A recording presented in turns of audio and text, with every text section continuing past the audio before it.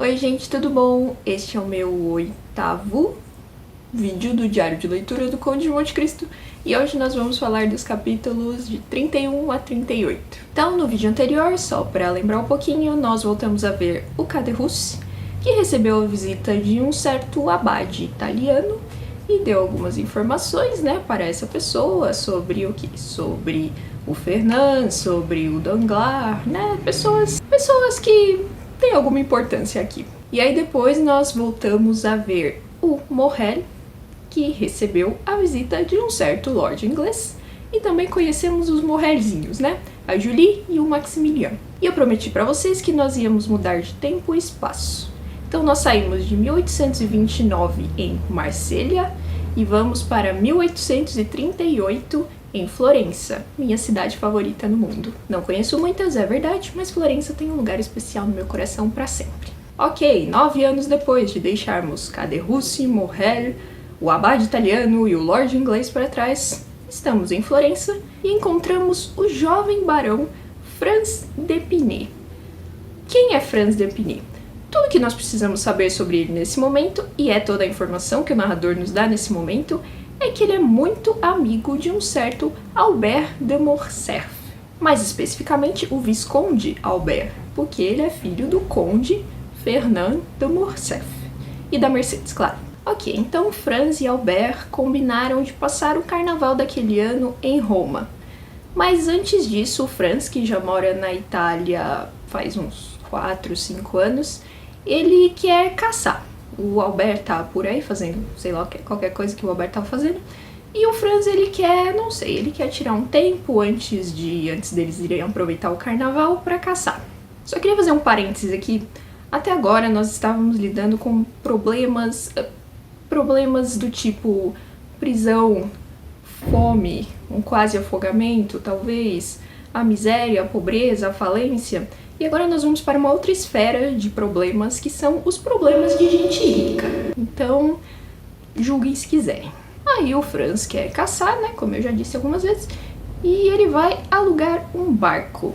E ele acaba alugando o barco de um livornês, um marinheiro lá, livornês, Livorno, já apareceu na nossa história aqui, certo?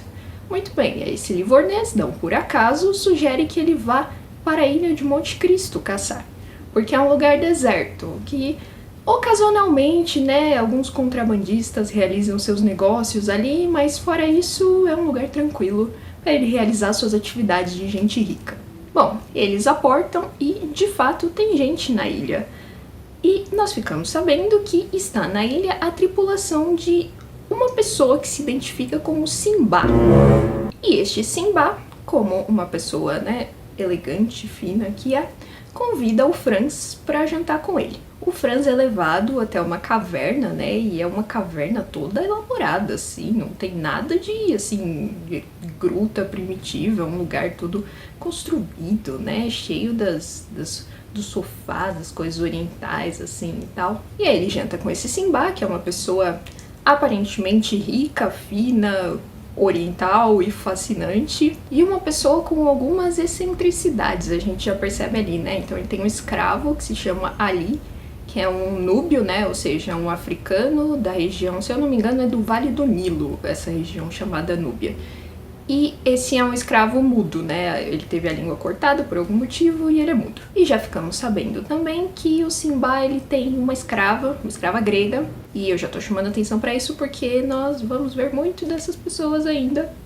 Então a coisa mais divertida que acontece nesse momento é que o Simbá dá um prato, se eu não me engano é uma sobremesa, com haxixe, que é um alucinógeno, e o Franz deita lá na caverna e fica lá delirando, tem sonhos maravilhosos. Aí ele acorda no dia seguinte e o encanto já se quebrou, não só porque o efeito da droga já passou, mas porque ele tá deitado numa gruta normal, assim, não tem nada mais, e o nosso querido Simbá já se foi.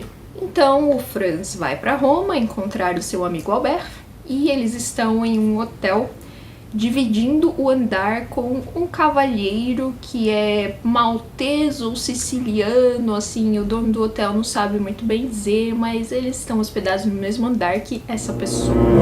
E aí, nossa primeira visão, assim, nosso primeiro vislumbre do Albert é ele dando um chilique porque eles não conseguiram uma carruagem pra passar o carnaval, né? Pra desfilar pela rua e tal, fazer suas coisas de folião. Problemas de gente rica, eu avisei. Bom, no dia seguinte, o Franz faz o passeio, quer fazer o passeio turístico básico, né, com o Albert, porque o Franz, como eu disse, já mora na Itália, o Albert tá visitando, digamos, fazendo um tour assim, né, bem turista rico que ele é. E então o Franz meio que tá servindo de guia pra ele nessa viagem. E o Franz é mais velho que o Albert, né, pouco tempo, mas ele é mais velho. Então eles têm um pouco essa relação de amizade, mas o Franz, ao mesmo tempo, ele é mais experiente, digamos. Então eles vão até São Pedro, né, até a igreja, e depois o Franz quer levar o Albert até o Coliseu, mas ele escolhe uma rota que o dono do hotel diz que é perigosa, porque eles podem se encontrar com alguns bandidos romanos. E aí nenhum dos dois acredita muito, né? Ai, bandidos romanos, o que é isso? Estamos no século XIX, pelo amor de Deus, 1838, né? Como assim bandidos em Roma? Mas como o Franz é cauteloso, uma coisa que o Albert não é muito, ele acaba, enfim, encontrando um meio termo lá, uma rota que funcione para os dois. E aí o dono do hotel conta uma historinha, uma história dentro da história, né? Quase um conto fantástico, assim, bem 1001 Noites, esse momento do livro, do maior bandido de Roma, né? A pessoa que todos temem, um rapaz chamado Luigi Vampa. Então o que nos interessa do menino Vampa nesse momento é que ele cresceu pobre, órfão, cresceu junto com uma moça chamada Teresa, né? Eles sempre foram muito apaixonados, sempre estiveram juntos aí nas aventuras da vida. E ele se tornou o maior bandido da região de Roma, matando o antigo chefe do bando. Quer dizer, ele chegou e matou o cara, que era o bandidão, né, da região, e aí acabou se tornando o chefe. E também já sabemos neste momento que o menino Vampa, por motivos de acaso, peronomútil, ele também conhece um tal de Simba. Bom, aí o Albert tá lá vendo o Coliseu, né, ele tá com um guia e o Franz, como ele já conhece, ele senta no lugar lá e fica contemplando, assim, a paisagem. Aí ele vê duas figuras conversando, duas figuras que ele não consegue identificar muito bem ali no escuro e tal, mas enfim. Uma pessoa pede para outra pessoa para salvar um tal de pepino. E o Franz fica com aquela cena estranha na cabeça, né, e ele tem certeza que a voz que ele ouviu de uma das pessoas é do Simba. E aí depois eles vão à ópera, né, onde eles veem uma conhecida do Albert, uma condessa lá, e essa cena tem algumas coisas interessantes. A primeira é que eles veem uma bela grega sentada em um dos camarotes, e os dois, né, rapazes ficam lá admirando, oh meu Deus, que mulher bonita, não sei o que. E aí tem um homem sentado atrás dela, no mesmo camarote, que o Franz reconhece como o habitante de Monte Cristo. E esse momento é interessante porque ele é alto, né? Ele se veste de preto, tem uma aparência pálida. E aí a condessa chama ele de Lord Ruthven, que é um vampiro de uma história do Lord Byron, né? O escritor inglês. Então ele tem essa aparência, né? Toda diferentona, digamos assim, pra condessa e um pouco pro Franz também. O Franz é uma pessoa desconfiada. Mas o Albert, né? Só vê um homem rico, então o Albert tá, beleza, tá de boa. Uma outra coisa interessante aqui, é um pequeno detalhe, mas eu gosto quando o Dumas faz isso de meio que conectar os personagens assim pra você ter uma noção de como são as relações sociais nesse momento, né? Antes deles, eles veem essa condessa, essa conhecida do Franz, e o Albert pede pra ser apresentado a ela, porque ele não podia, né, segundo as convenções sociais, ele não podia ir chegando no camarote porque ele não a conhecia. E aí ele lamenta, né? Ele olha a condessa e fala, é uma mulher muito bonita, que pena que eu não fui apresentado a ela em um baile da Madame de Villefort. Então nós não sabemos ainda até onde vão essas relações, né? Mas já sabemos que o Albert conhece os Villefort. E bem, depois disso eles voltam pro hotel e o dono do hotel disse pra eles que a pessoa que está no mesmo andar que eles, lembram? Tem uma outra pessoa, um cavalheiro, ofereceu a carruagem para eles poderem ir até o carnaval, que era a grande preocupação da vida do Albert, né? E quem é este cavalheiro? Olha só, aqui ele é chamado pela primeira vez de o Conde de Monte Cristo.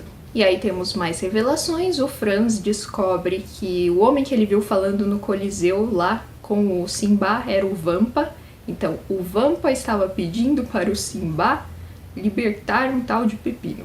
Bom, e aí o conde convida eles para irem até os seus aposentos, né? Aí é aquela coisa, aquela riqueza, aquela opulência toda, e bastante oriental, né? Sempre aquele tom oriental. O Ali, o escravo, a mulher grega, aí tem um empregado também, um senhor muito importante, vamos falar muito dele no próximo vídeo, ou no próximo ainda, eu acho que mais 2. E aí, só pra encerrar essa cena, o Franz fica chocadíssimo que a pessoa, né, o habitante de Monte Cristo, ou seja, o Simba, a pessoa que ele viu no Coliseu, e o conde que está dividindo o andar com ele são a mesma pessoa. Oh, nossa, que revelação, né? O Franz, ele era pra ser a pessoa perspicaz aqui. Franz, me decepcione, não me decepcione. Bom, aí vamos para alguns capítulos bastante descritivos e de um interesse cultural bastante rico, né, que são os capítulos do Carnaval de Roma. Então, antes do carnaval em si, né, da folia e tal, das pessoas dançando e se pegando, ou não, né, 1838, acho que as pessoas não saíam se pegando na rua, não à luz do dia pelo menos. Mas antes disso, acontece na praça principal de Roma uma execução. E aí sabemos que tem 2 pessoas ali, né, 2 homens para serem executados, um dos quais se chama Pepino. Então o conde tem uma janela reservada, né, num dos lugares com a melhor vista ali para execução. E aí eles têm uma conversa, os 3, né, o conde, o Franz e o Albert, tem uma conversa muito interessante sobre justiça, em que eles falam coisas como, mas eu acho que eles, né, o conde, eu acho que o governo não ajuda muito a fazer justiça e eu aceitaria, não sei, realizar um duelo, talvez, se fosse para fazer justiça de uma ofensa pessoal, né, justiça com as próprias mãos, esse tipo de conversa. E aí os 2 rapazes, né, eles têm um momento, assim, chocados um pouco com a execução. Bom, o Pepino é salvo, né, a gente já sabia disso, que o menino Pepino ia ser salvo. O outro preso é executado. Esse momento é maravilhoso também, porque ele tava de boa quando os 2 iam ser executados. Aí no momento em que o Pepino é salvo, ele começa, mas isso não é justo, não sei o que, ele tem que morrer comigo. É maravilhoso, assim, a alma humana é 10 de 10. E aí, enfim, eles almoçam juntos, né, o conde come pouco, alimentando um pouco aquela visão de vampiro. E aí ele comenta, assim, como quem não quer nada. Eu queria ir a Paris um dia desses, eu não conheço, nunca fui, né? Que é uma coisa que ele vai fazer muito daqui pra frente, tá? Em vários momentos ele vai se fazer de sonso, assim, pra, né, conseguir o que ele quer, faz parte da vida. E no fim disso tudo, o Albert tem uma boa visão do conde, assim, ele fica, tá, ele é rico, tem umas excentricidades de uma pessoa rica, mas ele é do bem, tá de boa. E o Franz, que, né, mais perspicaz, sempre, comenta como o conde olhou pro Albert com um interesse profundo, assim, com um olhar mais agudo do que normalmente se olha pra uma pessoa, na opinião dele. Bom, eles vão pro carnaval, né, o Albert, desde o primeiro dia, começa a flertar com uma moça lá. O carnaval dura vários dias, né, e tal, aí trocam gentilezas, trocam flores. E no fim trocam bilhetinhos. E ela fala pra ele encontrá-la num lugar escuro, secreto lá, quando acabar o carnaval. O Albert, então, fala pro Franz, não me espera que eu não volto hoje. Vai embora, vai encontrar a moça. E o Franz, que já não tem mais idade nem paciência pra isso, ele vai fazer umas coisas mais adultas, tipo ir a um baile. Então ele tá lá de boa no baile com seus amigos ricos, quando chega um mensageiro dizendo que tem uma carta pra ele no hotel. E é uma carta dizendo que o nosso querido menino Albert foi sequestrado por ninguém menos do que Louis de Vampa e pede uma recompensa em dinheiro. Então o Franz nem é tanto dinheiro assim, né? O Albert vai dizer isso depois. Mas o Franz, ele não tem todo aquele dinheiro, porque ele não tinha tanto dinheiro naquele momento e o Albert já tinha gastado, né, tudo como o bom rico que ele é. Aí o Franz tem uma ideia, ele vai até o conde, porque a essa altura, né, ele já sabe, nós já sabemos que conde é Simba. Simba conhece Vampa. Então ele chega lá no conde, e o conde se fazendo de sonso, ele fala, não, eu tenho dinheiro aqui, vou completar essa soma pra você, fica tranquilo. E o Franz, não, mas não era bem isso que eu queria. Você conhece o Vampa, eu sei que você conhece o Vampa, então fala com ele, por favor, né? E aí nós descobrimos que o Vampa faz um grande esquema pega-trouxa aqui nesse sequestro do Albert, porque é o que acontece. A mocinha com quem o Albert estava flertando é ninguém menos do que Teresa, que é a mulher do Vampa desde sempre, né? E aí é esse o esquema, ela seduz o cara vai atrás dela, o rico idiota, né, vai atrás dela, e aí é sequestrado. É isso. Bom, o Conde e o Franz vão até o lugar lá onde, né, o Albert tá sequestrado, aí o Conde fala com o Vampa, né, fala, salvei teu homem aí, salvei o pepino, sabe, a gente já se conhece faz um tempo e tal, a única coisa que eu te pedi em troca era pra deixar meus amigos em paz, tu vai lá e sequestra um menino que é meu amigo? Sim, não dá, né? Aí o Vampa todo, né, nossa, senhor Conde, peço desculpas, não sei o que, todo, né, solícito e tal. Os bandidos são uns amorzinhos com eles, na verdade. E aí, enfim, liberam o Albert, todos voltam para o hotel felizes. Albert, Conde, você salvou minha vida, te serei eternamente grato, aquela coisa. E aí o Franz faz mais uma observação perspicaz, dessa vez na cabeça dele, que teve um momento lá no sequestro, né, por algum motivo, o Conde teve que dar a mão pro Albert. E ele ficou meio... sabe, tipo, ter que dar a mão pra esse rapaz. E por algum motivo ele teve essa reação. E aí, no seu arroubo de gratidão, né, o Albert se oferece para receber o Conde em Paris. Porque claro que o Conde não deixa de soltar novamente que ele gostaria de ir a Paris, que ele gostaria de abrir negócios em Paris, né, aquela coisa toda, aquela conversinha fiada. Mas ele não conhece Paris, nunca foi a Paris, ele precisa ser apresentado à sociedade. E sabemos que Albert e Franz estão no topo da sociedade de Paris. Então eles combinam de se encontrarem dali a 3 meses, né? Porque os dois, o Conde e o Albert, têm coisas para fazerem. O Conde vai embora, ele vai para Nápoles. E o Albert, com muita tristeza no coração, ele diz que ele vai voltar a Paris porque ele recebeu uma carta com uma proposta de aliança de casamento. O Franz vai embora de Roma também, mas ele vai para Veneza, ele tem planos de ficar mais um ano na Itália, então eles não vão se ver em Paris. E aí só depois de tudo isso que o Franz conta pro Albert a aventura dele, né, na ilha de Monte Cristo, sobre o Simba, né, e depois tudo que ele ouviu e viu no Coliseu, como aquelas pessoas são na verdade a mesma pessoa. E o Albert continua de boa, tranquilaço, tipo, mano, o Conde é muito gente boa, Franz, para com isso, cara. Mas nosso menino Franz é desconfiado e ele quer saber tudo sobre o Conde, ele fica com o pé atrás. Aí o Albert tem um momento interessante que ele fala que ele não se importa, que ele fala, mas quando você foi lá pedir pra ele me ajudar, ele perguntou quem eu era, ele perguntou meu nome, ele perguntou de onde eu vim, então, assim...